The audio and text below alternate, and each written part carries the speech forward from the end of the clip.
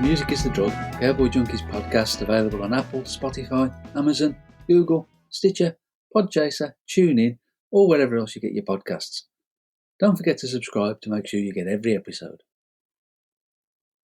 I'm Dave Bowler and I wrote the book Music is the Drug, the authorised biography of Cowboy Junkies, which came out last year. Over the course of the next few weeks, with the help of Michael Timmins and Alan Anton, we'll be looking at songs from right across the Junkies repertoire, from White Off Earth Now all the way through to Ghosts. I'm So Open was kind of the title track on 2001's Open, the first new studio album that the band had made since leaving Geffen. As Alan points out, the song was a real statement of intent, its driving energy propelling the whole album along.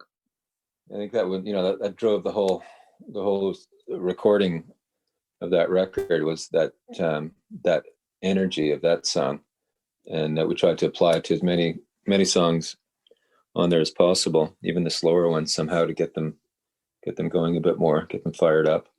So I think, overall that has a really nice energy and really much higher energy level than our normally the way we sit in the studio. The idea of a fresh start fed into the album as a whole, but there were other forces at work on Michael's writing too.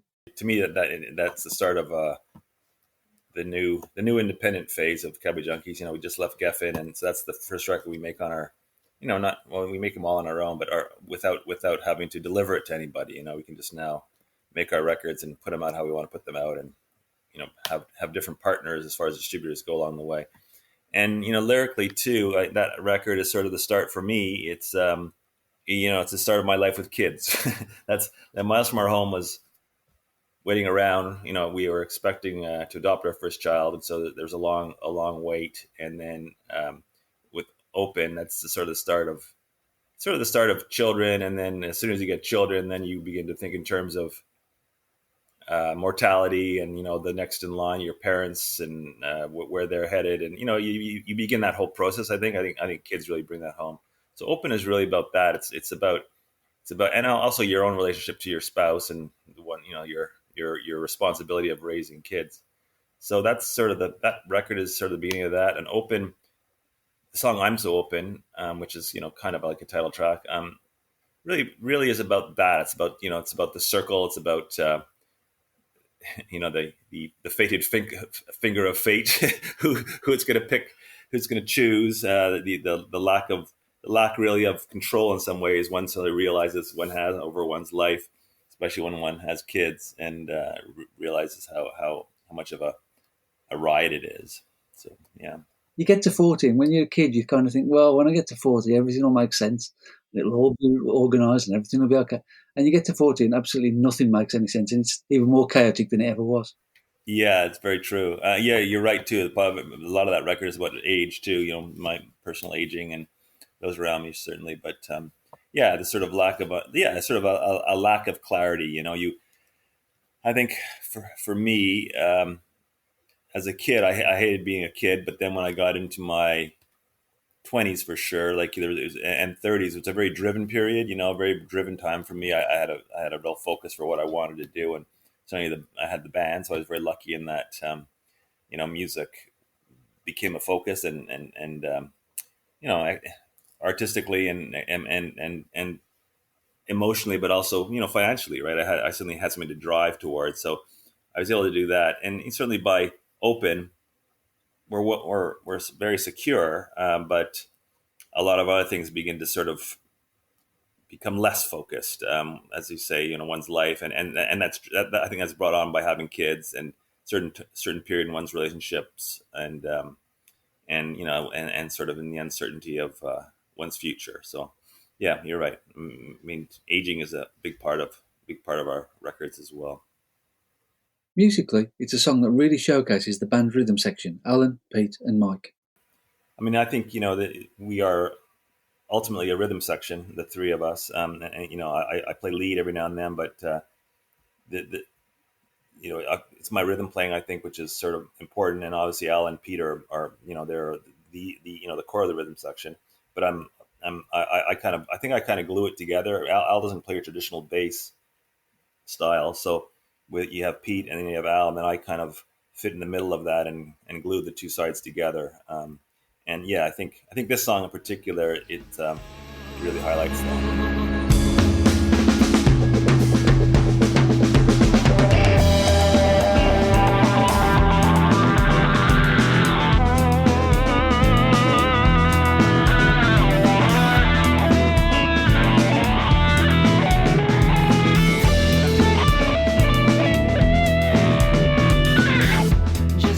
The way we normally write is a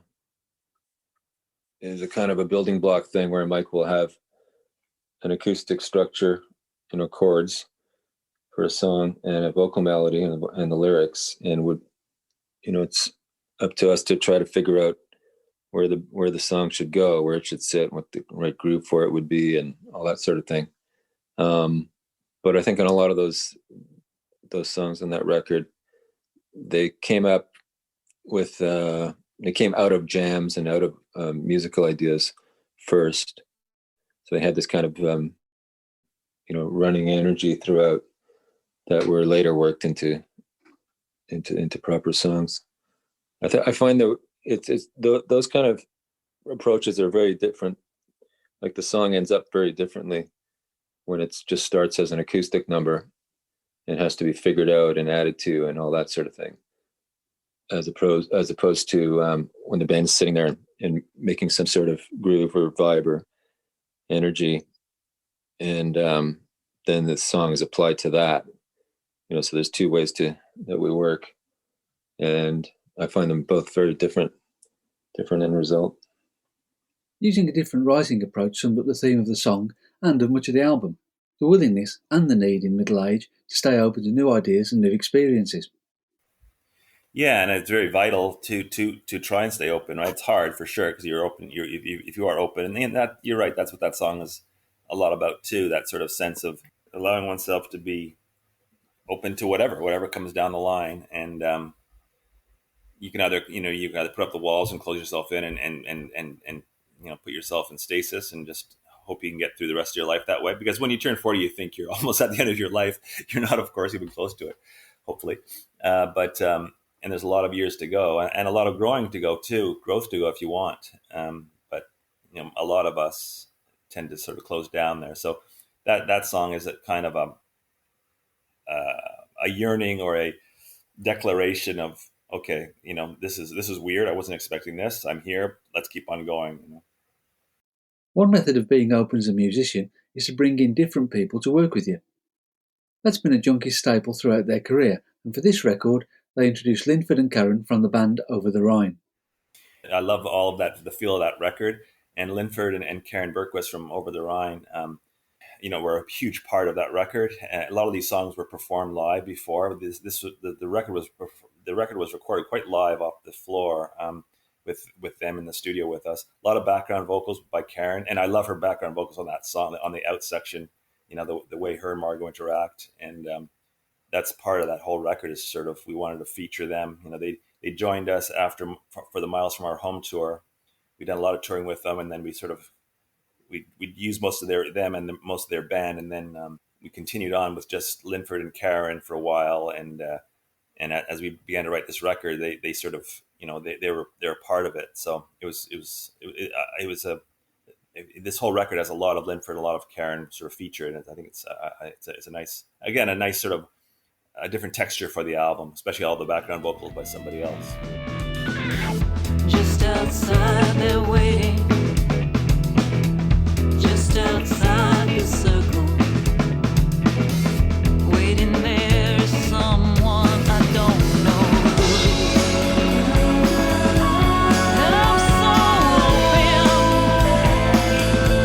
I'm so open,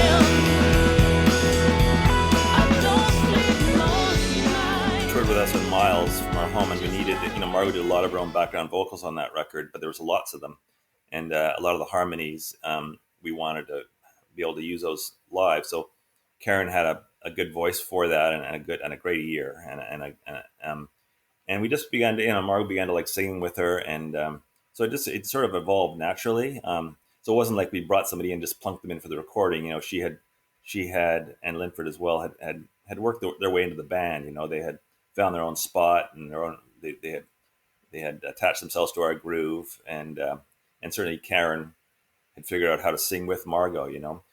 And the great thing about it is she's not just a background vocalist. Like, you know, she has her own personality, right? Her own vocal personality. So it's really like two vocals singing, you know, two vocalists singing. Margot's obviously the lead, but you notice Karen, and you know it's not Margot singing. You know, it's definitely another vocalist injecting her emotion, and she has a very different emotion when she sings too. So for a lot of these songs, it was nice to have, you know, another, not necessarily another perspective, but another sort of emotion to draw on, or another somebody who can project differently, and so that was kind of a nice feel for this record, or I think it added another dimension to the songs. We're closing the book on I'm So Open now, but we'll be back to talk about a related song next week. Before then, don't forget to subscribe to the podcast, just to make sure that you never miss a new episode. You can also like it, add reviews, and tell your friends that we're here. Thanks to those of you who've already left ratings and reviews. We really appreciate it. To keep up with the band, head for cowboyjunkies.com, and if you're a Spotify user, you can also follow our growing playlist. All the details are in the show notes. We'll be back next week. See you then.